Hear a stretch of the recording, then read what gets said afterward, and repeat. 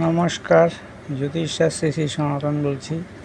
আজকে আপনাদের দেখাবো যে দ্বাদশ ভাবের বিচার। দ্বাদশ পতি বিভিন্ন ভাবের সঙ্গে বা বিভিন্ন গ্রহের সঙ্গে সম্পর্ক করলে কীরকম ফলদান করে, এই ভাব থেকে জানা যাবে সমস্ত কিছু, যে দ্বাদশ ভাব দ্বারা কোন কোন গ্রহের সঙ্গে সংযুক্ত হলে বা কোন কোন ভাবের নক্ষত্র সংযোগ হলে বা কোন কোন ভাবে দৃষ্টি করলে দ্বাদশপতি কীরকম ফল দেবে। যারা জ্যোতিষ শিখছেন বা জ্যোতিষ নিয়ে আগ্রহী বা জ্যোতিষ সম্বন্ধে পড়াশোনা করছে বা জ্যোতিষ নিয়ে নতুন নতুন প্র্যাকটিসে বসেছেন, তাদের জন্য এই ভিডিও খুবই উপকারী হবে। এবং যারা নিজের কুণ্ডলী নিজে দেখতে চান, তাদের জন্য এই ভিডিও খুব উপকারী হবে। কারণ শিক্ষার শেষ নেই, জীবনে যতদিন বেঁচে থাকবে ততদিন শিক্ষা যত শিখবেন আপনার অভিজ্ঞতা তত বাড়বে। এই জন্যে যে কোনো জিনিসের উপর, শুধু জ্যোতিষ বলছি না, যে কোনো জিনিসের উপর যত আপনি শিক্ষা লাভ করবেন বা যত আপনি এই সম্বন্ধে আলোচনা চর্চা করবেন, তত আপনার জ্ঞান লাভ হবে। আসুন আজকে আপনাদের জানাই দ্বাদশপতির বিভিন্ন গ্রহ সংযোগ বা ভাব সংযোগ বা নক্ষত্র সংযোগের ফলে কী ফলদান করে। এই হচ্ছে লগ্ন হচ্ছে বৃষ, তার দ্বাদশপতি হচ্ছে মঙ্গল, মেষ এটা দ্বিতীয় পতি, এটা হচ্ছে দ্বাদশপতি। এই দ্বাদশপতি যদি তৃতীয় অবস্থান করে, তৃতীয় ভাব বা নবম ভাবের সঙ্গে সংযোগ ঘটে, তাহলে জাতকের বিদেশ যাত্রা হয়। এবার ভাব সংযোগটা কীভাবে হচ্ছে এবার দেখুন। দ্বাদশপতি তৃতীয় বসে আছে, নবমপতিকে সপ্তম অষ্টম নবম, নবমপতি ধরুন নবমেই বসে আছে, তাহলে কীরকম সংযোগ হলো না, নবমপতির সঙ্গে দ্বাদশপতি দৃষ্টিগত সংযোগ হলো। আর তৃতীয়ত দ্বাদশপতি অবস্থানই করছে, দেখুন তৃতীয়, তাহলে দ্বাদশপতি দ্বাদশপতির মাধ্যমে কোন কোন ঘরে সংযোগ হলো না, তৃতীয়, নবম এবং দ্বাদশ।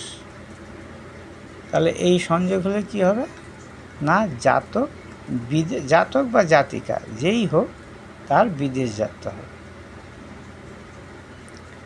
জাতক জাতিকার বিদেশ যাত্রা সম্ভব এই কারণেই কারণ এই মঙ্গল বসে আছে কর্কট হচ্ছে চর রাশি, সংযোগ ঘটেছে কার, মকর রাশি, মকরও চর রাশি। তাহলে চন্দ্রের ঘরে হচ্ছে চর কর্কট, মঙ্গল বসে আছে, আর মঙ্গল নিজেও চর রাশি, মেষ চর রাশি। তাহলে এরম যোগ যদি ঘটে কারো রাশি চক্রে, তাহলে দেখবেন সেই জাতক বা জাতিকা বিদেশ যাত্রা হবে। এবার এই দ্বাদশপতি যদি লগ্ন তৃতীয় সপ্তম ভাবের সঙ্গে বা নবম ভাবের সঙ্গে যুক্ত হয়, তাহলে কী ফল দান করবে। ধরুন দ্বাদশপতি তৃতীয় বসে আছে, সপ্তমের সঙ্গে কানেকশন, সপ্তমপতি, দ্বাদশপতি আবার সপ্তমপতি, তাহলে সপ্তমের সঙ্গে কানেকশন হয়ে গেল, মঙ্গল দ্বাদশপতি আর সপ্তমপতি, তাহলে সপ্তমের সঙ্গে কানেকশন হলো, তৃতীয়ের সঙ্গে কানেকশন হলো। আমি কি বললাম এখানে না, এই যে বললাম হচ্ছে লগ্ন তৃতীয় আর হচ্ছে সপ্তম আর হচ্ছে নবম, এর সঙ্গে যদি দ্বাদশপতি সংযোগ ঘটে, দেখুন প্রথম তৃতীয় সপ্তম নবম এর সঙ্গে যদি দ্বাদশপতি সম্পর্ক ঘটে, যেমন দ্বাদশপতি মঙ্গল তৃতীয় বসে আছে, সংযোগ ঘটে গেল, দ্বাদশপতি নিজেই সপ্তমের অধিকারী, বিশ্বনাথ বৃশ্চিক, এই বিশ্বর সপ্তমপতি বৃশ্চিক, তাহলে সপ্তমের সঙ্গে কানেকশন, মঙ্গল একাই দ্বাদশপতি এবং সপ্তমপতি কানেকশন করেছে কোথায়, তৃতীয়ের সঙ্গে এবং নবমের সঙ্গে। নবমে নবমপতি নিজে বসে আছে এবং দৃষ্টিগত সম্পর্ক করেছে। আর কি বললাম, প্রথম ঘর এক নম্বর ঘর হচ্ছে লগ্ন। লগ্নপতি দেখা গেল এখানে বসে আছে, শুক্র এখানে বসে আছে। তাহলে কীরকম সংযোগ ঘটল, দৃষ্টিগত মঙ্গলের সঙ্গে দ্বাদশপতির সঙ্গে দৃষ্টিগত সম্পর্ক ঘটল। তাহলে কী রকম হলো না, লগ্ন 1 শুক্রর সঙ্গে সংযোগ ঘটল, দ্বাদশপতি 3 সংযোগ ঘটল, যে লিখেছি আমি 1 3 7 9, 3 সঙ্গে সংযোগ ঘটল। 7 মঙ্গল সপ্তমের অধিকারী, তাহলে সপ্তমের সঙ্গে সংযোগ ঘটল এবং লিখেছি নবম। এই নবমে দৃষ্টি দিয়েছে মঙ্গল এবং নবমপতির উপর, তাহলে নবমের সঙ্গে সংযোগ ঘটল। তার ফলে কি হবে, এরম যদি কারো চক্রে, রাশিচক্রে থাকে যোগ, তাহলে জাতক বিদেশে নাগরিকত্ব লাভ করবে। বিদেশে মানে দেশের বাইরে বিদেশে নাগরিকত্ব লাভ করবে। এবার 3 8 12, এখানে 7 বাদ দিয়ে দিলাম, 3 8 12, 3 8 12 তো সঙ্গেই তো সংযোগ ঘটতে হবে। তাহলে দ্বাদশপতি 12 বসে আছে 3-এ, সংযোগ ঘটে গেল 3। এবার অষ্টমপতি বৃহস্পতির সঙ্গে সংযোগ ঘটতে হবে। তাহলে দেখা গেল বৃহস্পতি এই তৃতীয়েই রইল, তৃতীয়। তাহলে এখানে ঘটে গেল সংযোগ। তাহলে কীরকম ঘটে, বৃহস্পতি হচ্ছে অষ্টমপতি, তৃতীয়ের সঙ্গে সংযোগ ঘটল। মঙ্গল হচ্ছে দ্বাদশপতি, তৃতীয়ের সঙ্গে সংযোগ ঘটল। তাহলে এর ফলে কি হয়, জাতকের হাজত বাস হয়। অষ্টমের সঙ্গে দ্বাদশের সম্পর্ক ঘটলে এবং তৃতীয় সম্পর্কে যদি ঘটে। এবার এর সঙ্গে যদি রাহু সংযোগ ঘটে, রাহু যদি দৃষ্টি দেয় বা রাহু মানে দ্বাদশপতির সঙ্গে যুক্ত হয়, ধরুন রাহুও এইখানে রইল, তাহলে জাতকের কিন্তু জেল হবেই হবে। এই রাহু না থাকলে জাতকের জেল হওয়ার সম্ভাবনা থাকে, আগে যেটা দেখালাম। কিন্তু রাহু থাকলে, রাহু যদি এইখানে থাকে, তাহলে জাতক বা জাতিকা যে কোনো কারণে হোক জেল হবে। যদি 8 12 10-এর সম্পর্ক হয়, দ্বাদশপতি যদি 8 12 10-এর সঙ্গে বা 10-এর ভাবের সঙ্গে কোনো রকম সংযোগ করে, 8 10 12, এই যে লিখলাম আমি 8 10 12, এর সঙ্গে যদি সম্পর্ক ঘটে দ্বাদশপতি, ধরুন এগুলো কেউ নেই, সবই মুছে দিলাম আমি, কেউ নেই, দ্বাদশপতি দশমে বসে আছে, ধরুন মঙ্গল এখানে বসে আছে, তাহলে দ্বাদশপতির সঙ্গে দশমপতি কানেকশন হয়ে গেল। ধরুন বৃহস্পতি এখানে বসে আছে, তাহলে অষ্টমপতির সঙ্গে বৃহস্পতি সংযোগ ঘটে গেল। কিংবা মঙ্গল বৃহস্পতির নক্ষত্র এখানে বসে রয়েছে, বৃহস্পতির দরকার নেই এখানে, ধরুন বৃহস্পতি এখানে নেই, কিন্তু মঙ্গল বৃহস্পতির নক্ষত্রে বসে আছে, এই যে 25 নম্বর নক্ষত্র, দেখুন 25 নম্বর নক্ষত্র। তার ফলে কী হলো, তাহলে দ্বাদশপতি অষ্টমপতির সঙ্গে নক্ষত্রের মাধ্যমে সংযোগ ঘটল এবং দশমে যেহেতু দ্বাদশপতি বসে আছে, দশমপতি কুম্ভ, এখানে তার দশমপতির হচ্ছে অধিকারী হচ্ছে শনি, তাহলে শনির সঙ্গে সংযোগ এখানে ঘটে গেল, ভাবগত, দশম ভাবগত। তার ফলে কি হবে, জাতকের কিন্তু কোনো ক্ষেত্রে, কর্মক্ষেত্রে মানহানির সম্ভাবনা হবে, কর্মক্ষেত্রে মানহানি হবে।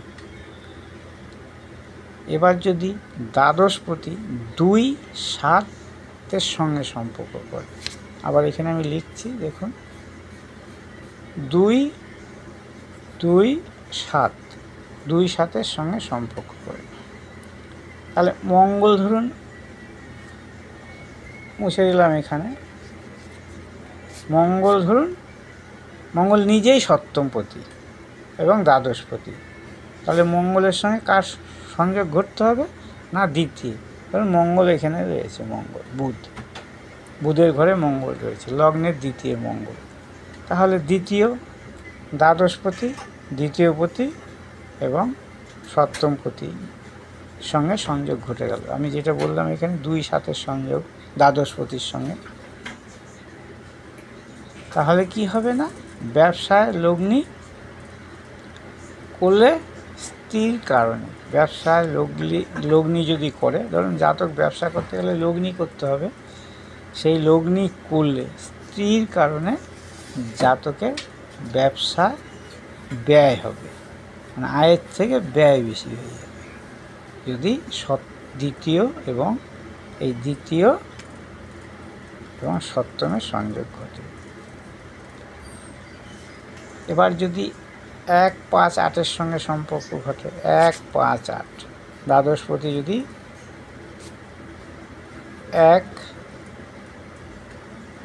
5 8, তাহলে প্রথম পতিকে শুক্র, দ্বাদশপতি তো মঙ্গল বুঝলেনি, দেখাচ্ছি বারবার, আর হচ্ছে অষ্টমপতি বৃহস্পতি,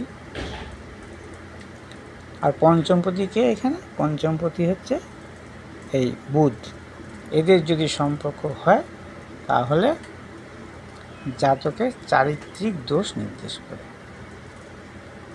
তাহলে সংযোগটা কি করে ঘটতে হবে? অষ্টমপতির সঙ্গে সংযোগ, ধরুন মঙ্গল এ পঞ্চমে বসে আছে,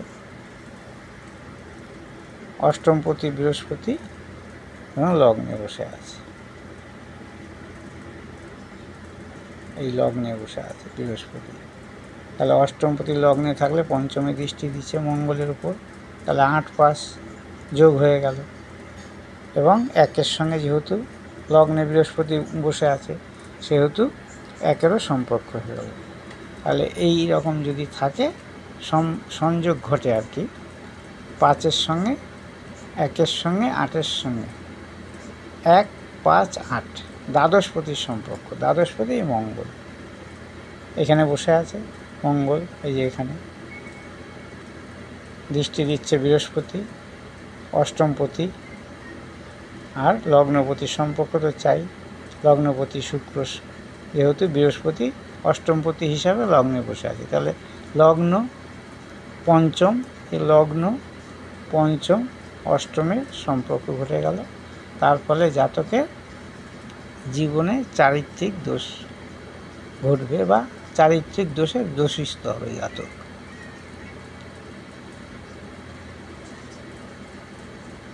এরকম আরও অনেক আছে দ্বাদশ ভাবের বিচার, একসঙ্গে এত বিচার দেখাতে গেলে মানে শেখার পক্ষে অনেক সময় গুলিয়ে যাওয়ার সম্ভাবনা থাকে, তাই ছোট ছোট ভিডিও বানাচ্ছি যাতে আপনারা ভালোভাবে বুঝতে পারেন।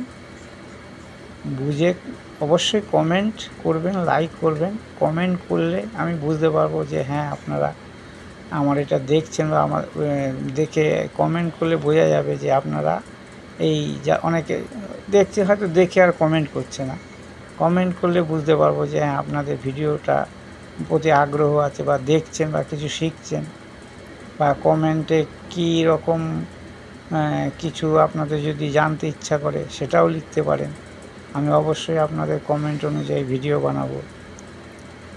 আমার এই ভিডিওটা যদি ভালো লাগে অবশ্যই লাইক শেয়ার কমেন্ট করবেন, এবং যেতে যেতে একবার সাবস্ক্রাইব করে দিয়ে যাবেন যাতে নতুন নতুন ভিডিও আপনাদের কাছে পৌঁছে যায়। আমার মোবাইল নম্বর 9333828747। যে কোনো সমস্যায় এই নম্বরে যোগাযোগ করবেন। শিক্ষা, উচ্চশিক্ষা, বৈবাহিক, পারিবারিক, বাস্তুদোষ, বাচ্চারা পড়াশোনা করছে না, অর্থনৈতিক সমস্যা, ব্যবসায়ী সমস্যা, সরকারি চাকরি, বেসরকারি যে কোনো বিষয়ের উপর এই নম্বরে যোগাযোগ করবেন এবং অল্প মূল্যে সঠিক পদ্ধতি দিয়ে সঠিক রেমেডি দিয়ে বিচার করা হয়। হাজারো রেমেডি নেওয়ার প্রয়োজন নেই, সঠিক রেমেডি একটা দুটো নিলেই জীবনে অনেক সাফল্য লাভ করা যায়।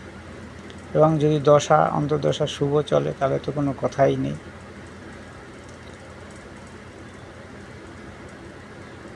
এই ভিডিও যাদের ভালো লাগবে তারা অবশ্যই কমেন্ট করে জানাবেন। আমার মোবাইল নম্বর দেওয়া রইল, যদি কারো কোনো অসুবিধা হয় তাহলে এই নম্বরে হোয়াটসঅ্যাপে আপনি জানাতে পারেন আপনার কী অসুবিধা।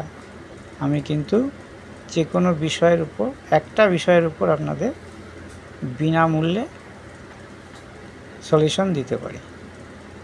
একটা বিষয়ের উপর, যে কোনো একটা বিষয় বিনামূল্যে। আশা করি আপনাদের এই ভিডিওটা ভালো লাগবে। নমস্কার। আবার একবার বলছি, যেতে যেতে লাইক, শেয়ার, কমেন্ট এবং সাবস্ক্রাইব করে দেবেন।